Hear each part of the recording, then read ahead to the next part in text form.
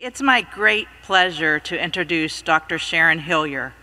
Dr. Hillier is a microbiologist whose research is focused on understanding both the preventative and causative roles that certain microorganisms in the vagina have with respect to genital tract infections, sexually transmitted infections, including HIV, and preterm birth.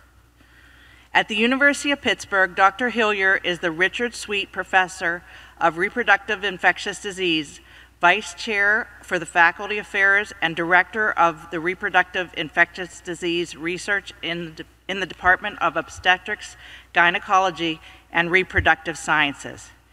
In addition, she holds secondary appointments in the Department of Microbiology and Molecular Genetics, as well as in the Clinical and Translational Science Institute. Dr. Hillier has been awarded a number of grants. Over the years, she has received over $300 million in NIH funding. It's with great pleasure that I'll turn it over to Dr. Hillier, and she's going to present her talk on communicable infectious diseases and human communities. Good morning, everyone, and what a pleasure it is to be here. This is my first live talk in about 2 years, and so I'm a little bit nervous, so let's hope for the best. I was given an interesting title, which was essentially how infectious diseases impact communities. And I would say back to you, infectious diseases impact pandemics, nearly every facet of life. And just look at the COVID pandemic, which we are all living through at this moment in time. We know already that COVID-19 has killed more than 750,000 Americans, and that's in less than 2 years. Globally, there's an estimated 5 to 15 million people who have died, and 50 million Americans, and probably about 500 million people globally. And what has that done to our communities globally? Economically, we know that COVID has brought massive levels of joblessness and business closures. Personally, people around the world complain and have understood that this pandemic has isolated us from our friends and our families. And in terms of mental health, we understand that there are unprecedented levels of depression and anxiety, and we saw yesterday headlines about the huge increase in drug overdoses and mortality from drug overdoses. As we heard a little bit yesterday, COVID-19 has revealed weaknesses, profound weaknesses in our public health systems, and that we have again understood that this pandemic, like almost all others, has disproportionately impacted underserved communities. And we've also seen, again, that the elderly, that those with underlying conditions, and pregnant and breastfeeding people are some of those who have suffered the most. Nationally, we have seen, in terms of defense, entire aircraft carriers and battle cruisers that have been completely incapacitated. So imagine, if you will, anything that hasn't been touched really by the current pandemic in the last 2 years, just a little less than 2 years. So when I think about how infectious diseases affects communities, I really think we're living right now through a time that has shown us exactly all the ways that it profoundly affects how we relate to each other. Now, it's no mystery whatsoever that this has also brought out a common thing that happens in infectious pandemics, and that is racism or blaming the other for what has happened.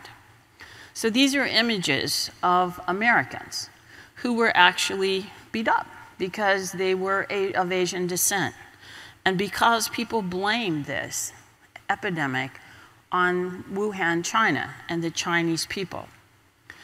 We've seen images like this, where people plead to not judge me for who I represent in terms of my nationality or ethnicity, and don't stigmatize me because I come from this group that's perceived to be the source of this pandemic.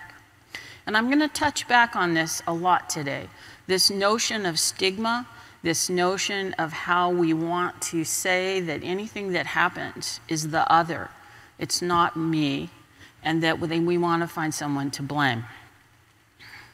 So as we've worked through our response to the current pandemic, it's an opportunity to think about what we do with technology. All of us, myself included, I spend a great big piece of my life working on new technologies to prevent HIV, which is mostly what I'm going to talk about today.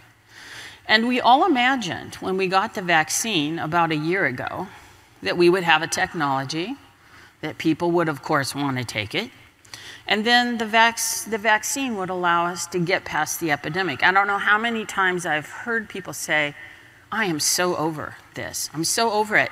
When's it going to go away? I'm ready for it to be done. And with the vaccine, there's a lot of anger at people who won't take it because they're actually perceived to be shortening the time until we can go back to what is normal. But I would also argue that we have failed to connect to communities in a way that makes sense, and that we develop technology without doing enough to understand how those technologies could be taken up and adapted for use in communities. So should we be surprised about what happened with COVID-19 in America and globally? No, because previous pandemics of infectious diseases have usually also had profound impacts on our community, and we have found that even though we have the technology to stop those pandemics, we've largely been quite unsuccessful because we haven't linked back to the people we're trying to serve.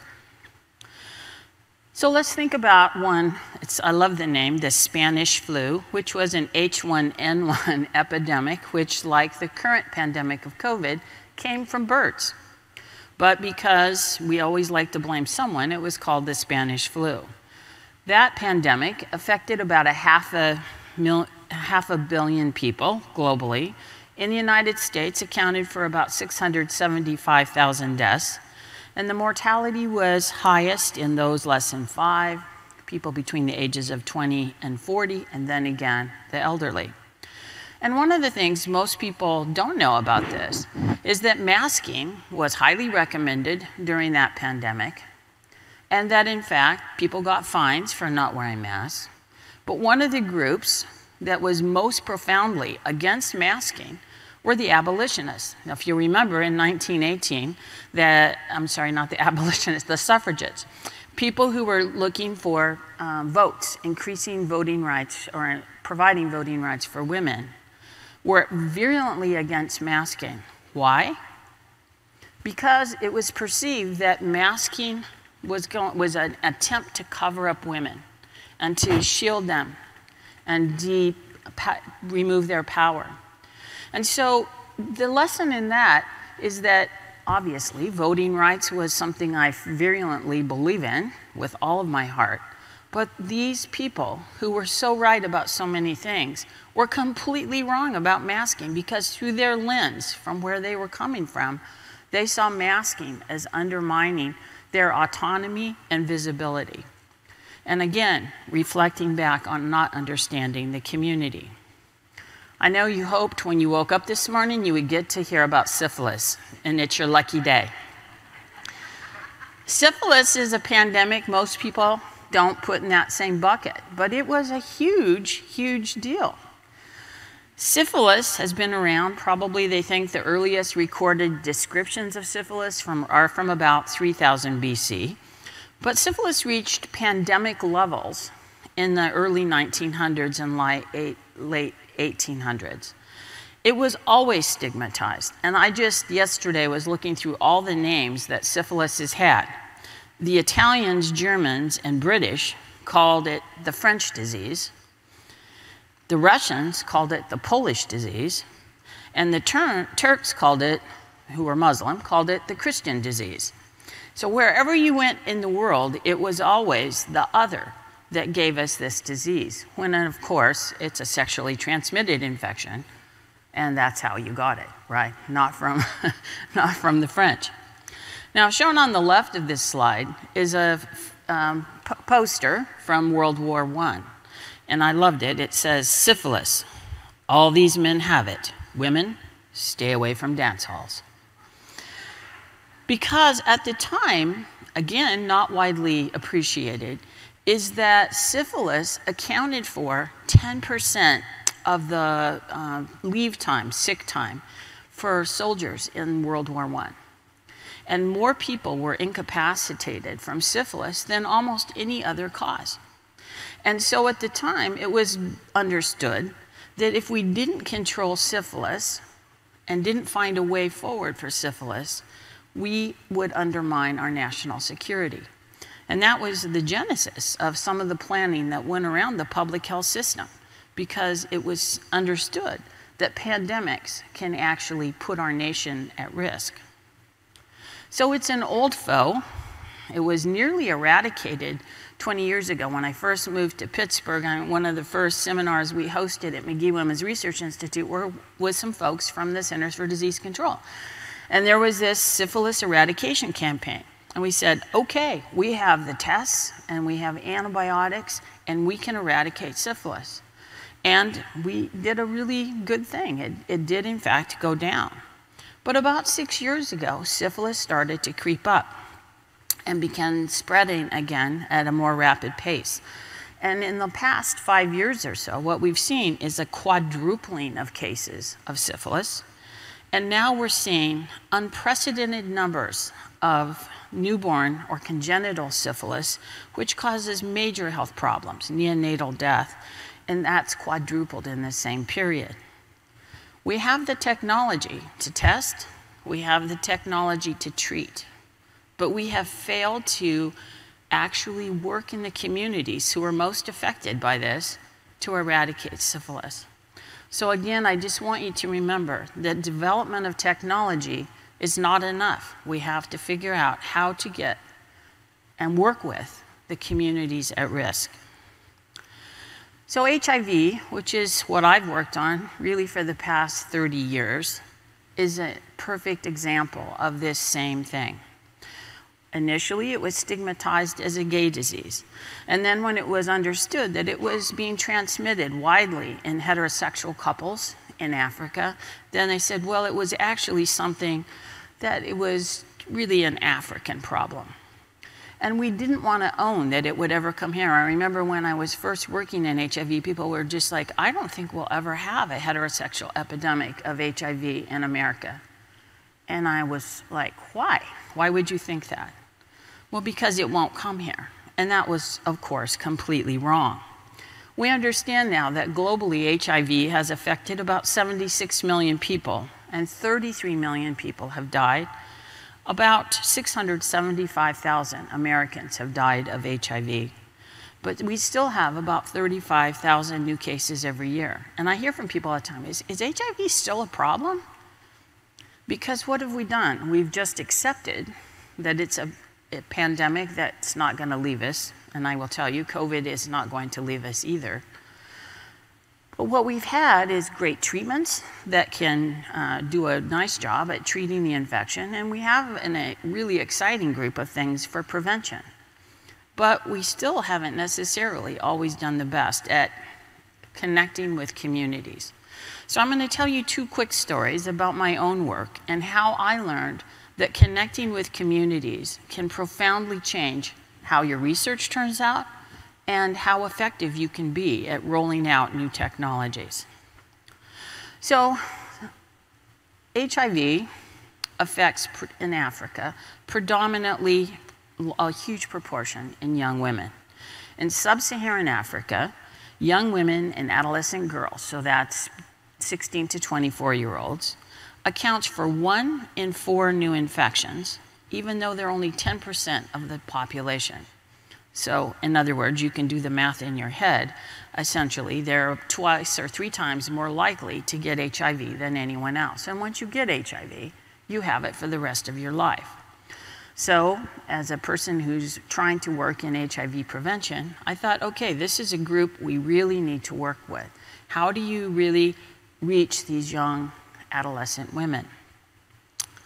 So we know when we look at what's available for prevention of HIV, we say abstinence, but do young women want to give up sex? No. condoms. But do young women wear condoms? No, they don't. Those are controlled by male partners. Knowing if your partner is HIV infected and if he's being treated. Do all women know what their partners do? No, they do not. So there's been a huge effort to develop new products, and these are called pre-exposure prophylaxis. It's kind of like if you've ever been to a country where malaria is endemic, you take prophylaxis when you're there so that you don't get malaria. And it's like this with these drugs. We use antiretroviral drugs that are used to treat HIV, only people take them when they're HIV negative, and it is really very effective at blocking acquisition. And this, in the photos here, you can see a picture of the most commonly used tablet, which is a drug called tenofovir with emtricitabine, or known as Truvada. And on to the right, the other approved product we have for prevention of HIV is this vaginal ring, which is put into the vagina and releases antiretroviral drugs very slowly. And the one on the right is something, well, I've actually worked with both of these drugs a great deal.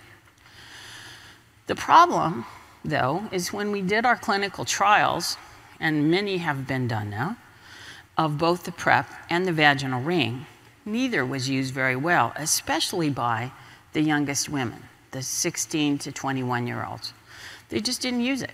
And they were the highest vulnerability to HIV. Only about 1 in 4 women who really should have been using these products did. And so we went back to these young women and did a whole lot of in-depth interviews, focus groups, trying to understand why didn't you use these products that we made for you? Because being a classic developed world, I would say probably very privileged person who was trying to do the right thing, we hadn't talked enough to the young women we were trying to serve to ask what it was they wanted.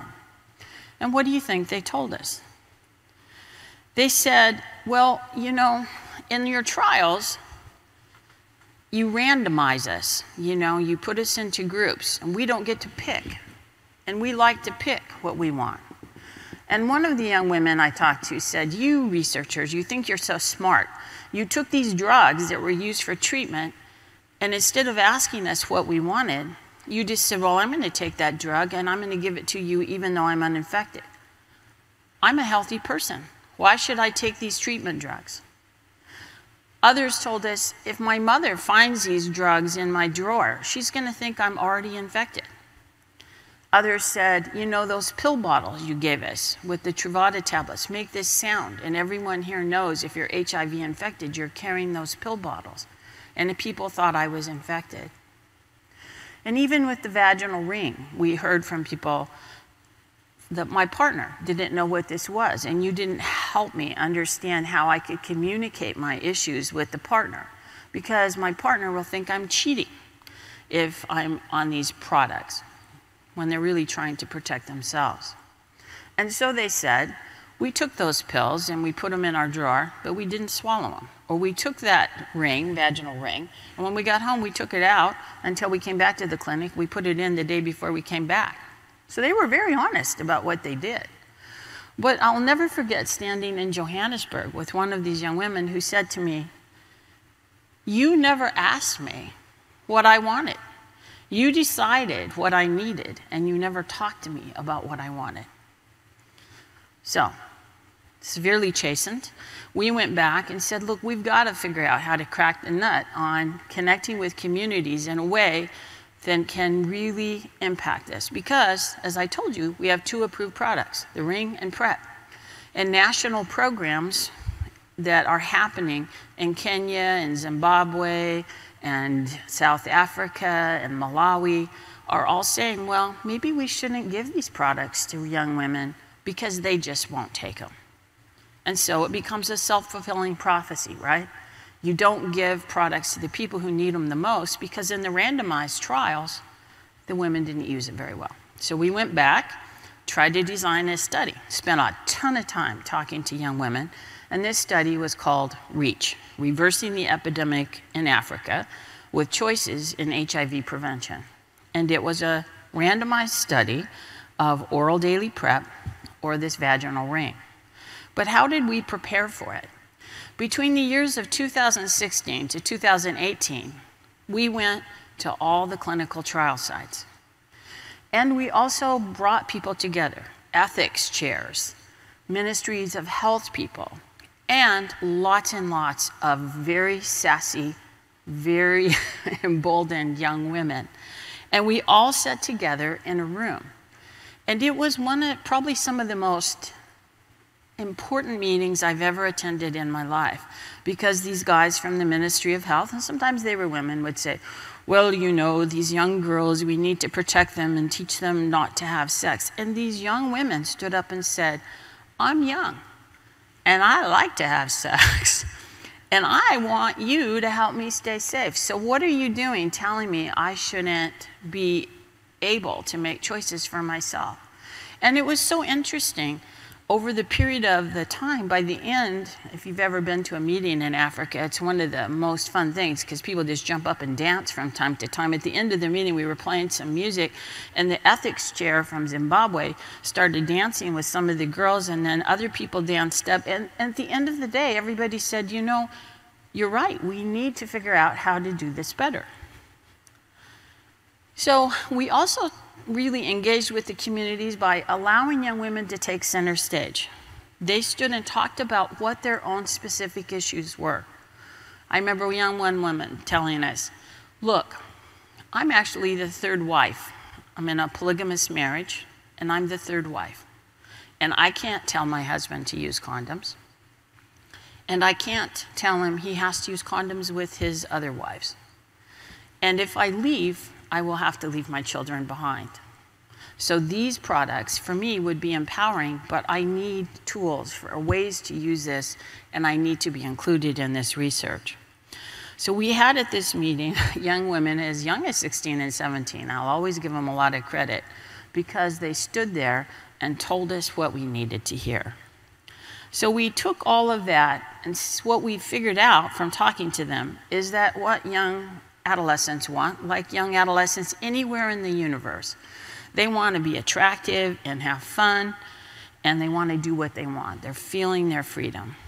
But when we see them in clinics, what we say is, basically, you need to, don't have sex, you need to use condoms, and then you have to use contraceptives, and then you need to do something to take care of yourself. And what they said was, you know, this isn't, HIV prevention is one part of my life, but it's not my whole life. And you need to engage with me about the things that matter to me. What I need is a place to study, and I need good internet, and I need you to find a way to work with us in a way that says you respect me as a whole person, not just as a person who's vulnerable to HIV. So what they told us was that, yeah, you're right, neither the ring nor PrEP will be right for everybody, but we want choices. And the products, if we use them, are going to be empowering, and we understand it's time that we placed our own health above our partner's desires. So we took all that feedback back and designed this study called REACH, and we did randomize people to use both products. For 6 months, they used the vaginal ring, and for 6 months, they used PrEP, or vice versa. But the thing we built in, which was transformative, was a choice period. At the end of that year, we said, okay, bear with us. We're going to give you a chance to use both products, but at the end, you get to pick what you want, and then you get to use it. And women everywhere, when I visited the sites where we were doing this study, I talked to a lot of study participants, said the fact that we gave them a choice, we asked them what they wanted, and we gave them a choice, completely changed the way they engaged in research. So I'm going to cut to the punchline here. No surprise, we found out they use the products beautifully. Best product adherence we've ever seen in a study of prevention in young women. And I've been hearing from countries like Lesotho and Eswatini and Kenya and Zimbabwe, they are approving the drugs now for young women because they understand that given the right context, the products can and will be used. So we're changing the way ministries of health are doing programming of prevention products. And all it took, really, was an open heart and a communication with the communities we're serving.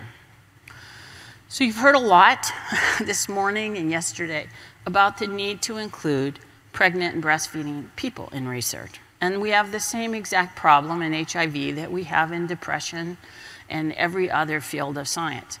We have protected women by excluding them from research. And so women who become depressed don't have good evidence to guide their treatment.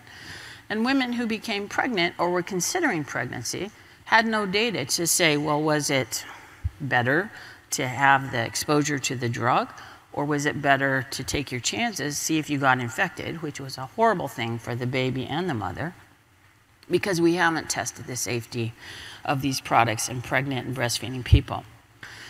In a lot of the places we work, women spend about a quarter of their reproductive lives pregnant or breastfeeding. It's a huge piece of their life. And so, to a large extent, the fact that women were excluded from studies because they were pregnant or thinking about getting pregnant or breastfeeding meant that they thought the research wasn't for them. And so we did the same thing. I said, this was so great when we did it with adolescents. Let's go talk to countries, ministries of health, and women about what it is they want in a study, and if they even think it's necessary. And we thought we would hear from ethics committees in Malawi and other places that there were a lot of worries. Completely blew our minds. What we heard was, you know what? The exclusion of pregnant women from these studies is completely unethical, because right now in our communities, women who are pregnant and people who are pregnant and breastfeeding can't have access to these products. And so the balance, the perceived balance, was that this was going to be really risky. People told me, you're never going to get these investigational products evaluated in pregnant women in Uganda and in Malawi and Zimbabwe and South Africa. And the opposite was absolutely true. When you got the gatekeepers or stakeholders in the room, the women, the ethics committees, they said, you know, this is really important. It needs to happen. And so basically, we designed two studies. They were called Be Protected and Deliver. And the one on the left, Be Protected, which is a study of breastfeeding women in 4 African countries, has just been completed. Very successful, and it will allow for the recommendation by the World Health Organization that these products be provided to breastfeeding women. And the Deliver study, which we're still doing, we're about halfway through it. We're still enrolling on this trial in 4 countries. And what we have found so far, again, based on these stakeholder consultations, that essentially by going to the communities and talking to them before we designed the study and early in the stage, that the technologies we're bringing to them are being used by the women who need it the most. So these are just a couple of photos of some of those stakeholder consultations. And I have to say, if there's a thing I've learned after 30 years of working in HIV, is that we have to talk and link with communities. So when we have come to this point now where we have learned that people think much more, we have to think much more broadly. This is a quote from someone from Lilongwe, Malawi. She said, "This was a very helpful meeting. At the beginning of the meeting, I noticed most people felt strongly that involving pregnant women in HIV prevention research was not right. But by the end, all the stakeholders were convinced that blocking pregnant women from participating in these studies was inappropriate."